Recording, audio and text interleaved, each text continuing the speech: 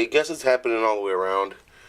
From what I can see right here, it's leaking right from the banjo bolt.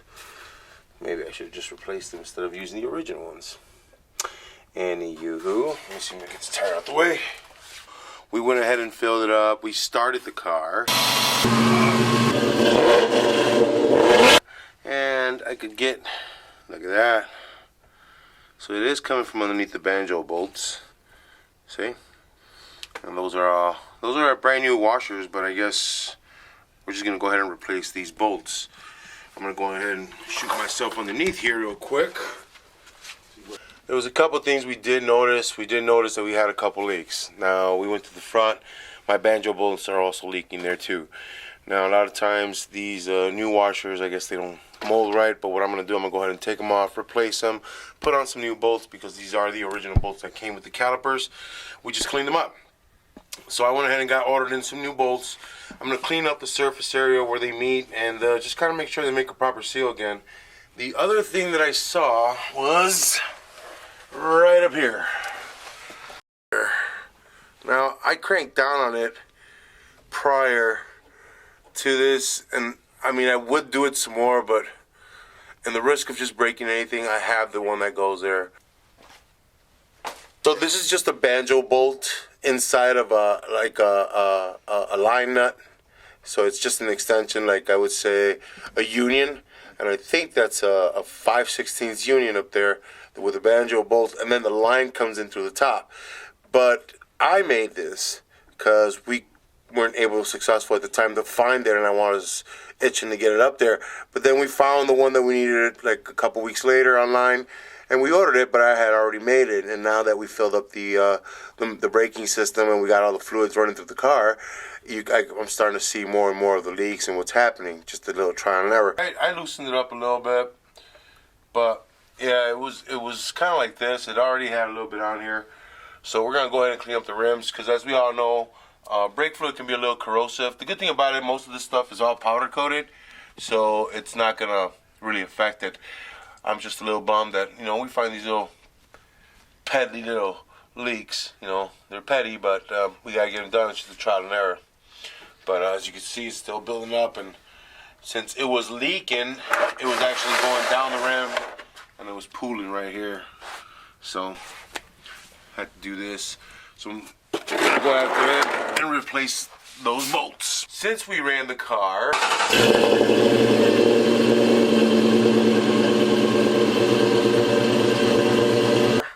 we pretty much figured out that we saw about a day later or 2 days later that our bleeder screws were all leaking. Actually, the driver's side's not leaking. Only the passenger front and rear, and the passenger and the rear right. Those were leaking, and so I was like, all right, that's a problem. And then the other thing I noticed, that this line up here is leaking a little bit too. So we got to tighten this guy up, probably crank down a little bit more. So it's got a little drip right there. We could probably catch it right up there. You know, as you can see it. So we're going to go ahead and tighten that one down. And these little leaks are just like trial and error. I wasn't trying to crank down on a lot of things because you don't want to break it, but now we see we're going to have to. So we have 1, 2, 3, 4 leaks, 5 with our main leak to the back, to the union in the top right there above the differential. And then we also saw that our power steering has a leak as well. Now I know that you guys saw the video of the power steering kind of oozing out. Yep.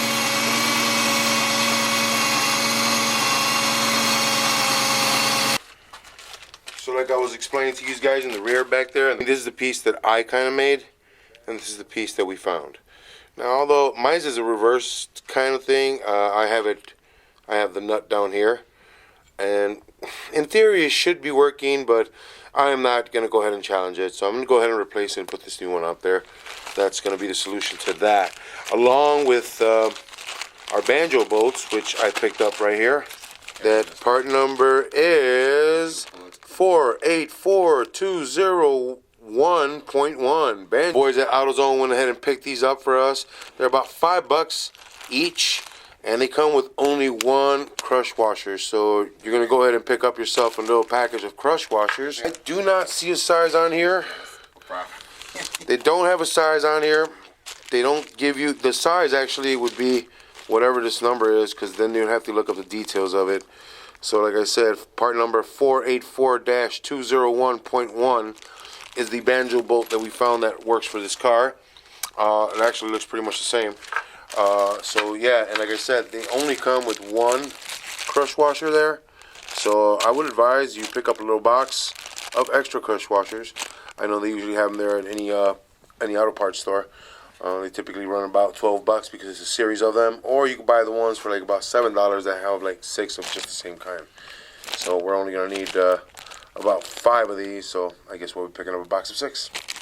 A couple of things that we also ended up noticing.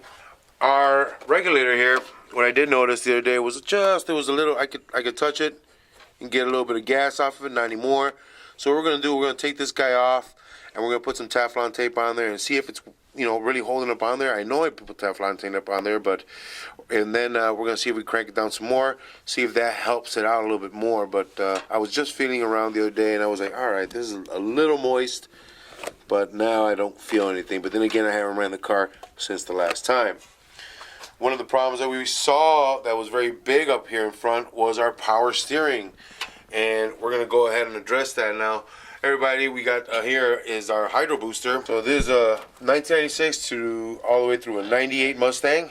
You'll find this bad boy right here. What we're going to do here, what we got a problem here is we seem to have a weird air pocket in between the whole system. So our fluid seems to be spilling out over by our rack and pinion. Seems to be coming out right by the shaft area down there. And so what ended up happening, what we're going to go ahead and experiment with is we're going to go ahead and we found out that we have a little bleeder screw back here on our hydro booster, which is probably you can touch it from back over this way. That's our bleeder screw right here. It's right behind the accumulator on top there. And what we're going to do, we're going to go ahead and reinstall the power steering pump. And I'm going to explain why I took that off in a minute. But we're going to go ahead and reinstall that and go ahead and see if we can bleed it without causing too much damage. You mean that little screw right there, right? Yeah, that little screw right on top right there, that's our bleeder. Okay. Most people would look at me and say, hey, what is this doing here? Why isn't your power steering somewhere else? When we picked up this engine, this is a 2015 Coyote Illuminator, they sent us this kit. This happened to be by some dude named Sean Highland Setup, who's no longer in business. Let's not talk about it. But this is the power steering pump they sent us. And the description that we got, this power steering pump belongs to a 95 Ford Taurus. So they gave us this inverted setup. And at first we were sitting around thinking, well, maybe it's the way it's turning that's causing our system to kind of burp up and not really take. It was really actually making the engine kind of bog a little bit. That's the reason we took it off. We took it off so we could see and test the block real good to make sure that we were getting everything, you know, as far as like our fluids were moving right, that we did have oil pressure and our temperature and fans kicked on.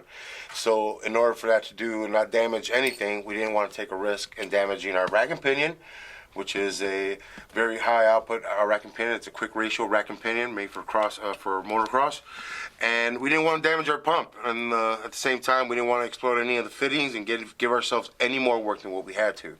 So what we did, I went ahead and took it off. What I'm gonna do again, I'm gonna go ahead and reinstall it, and then I'm gonna figure out if I have to change pressure ports here on my rack and pinion. But before I do that, I'll go ahead and open up my my bleeder screw on my hydro booster and see if I can get that air pocket out, and hopefully it all works out.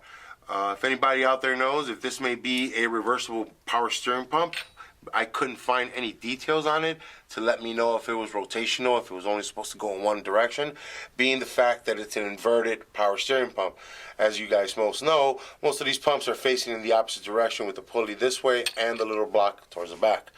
So if anybody has some info, please put it down in the comments. I'd be glad to read it and find out if that's the problem.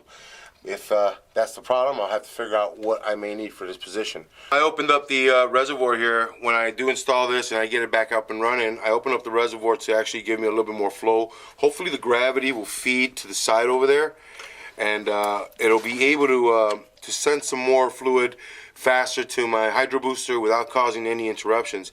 But I'm going to be real cautious with it. I don't want to damage anything in the car. If I feel that it's going to keep bogging down my engine, I'm going to have to remove the power steering pump and then figure something else out. For the time being right now, I do believe that I have a real big air pocket in there. It does make my steering wheel turn kind of violently real quick, and it shudders really fast. So I'm going to go ahead and just try and be careful. I don't want to damage it in the car. And then the other problem that we're going to be looking for is our fuel pump. And all we got to do is make it ring up on our Dakota Digital. Guys, I want to thank everybody on our Facebook page. Go on there, find yourself a Mustang. And I want to thank everybody in our RAG.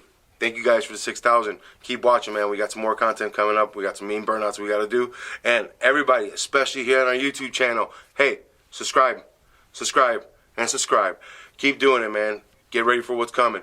Want to have a good night, guys? We'll see you soon.